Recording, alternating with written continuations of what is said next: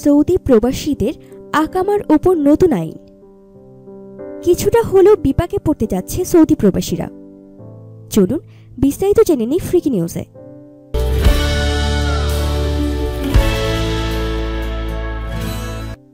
প্রবাসীদের সঙ্গে থাকা পরিবারের সদস্য এবং ডিপেন্ডেন্টদের ওপর আরোপিত মাসিক ফি আকামা অর্থাৎ রেসিডেন্ট পারমিট নবায়ন অথবা এক্সিট রিএন্ট্রি ভিসা ইস্যুর আগেই পরিশোধ করতে হবে বলে জানিয়েছে সৌদি পাসপোর্ট অধিদপ্তর।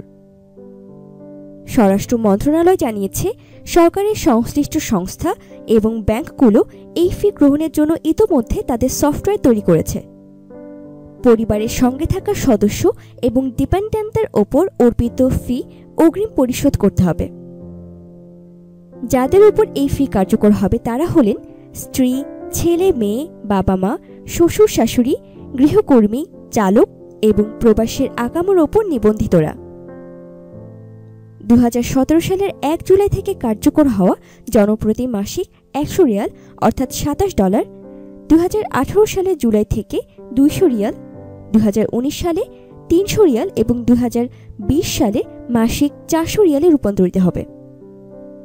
2017 সালের বাজেটে এই খাত থেকে 1 বিলিয়ন রিয়াল রাজস্ব আদায়ের লক্ষ্যমাত্রা নির্ধারণ করা হয়, যা 2020 সাল নাগাদ $56 বিলিয়ন উন্নীত হবে।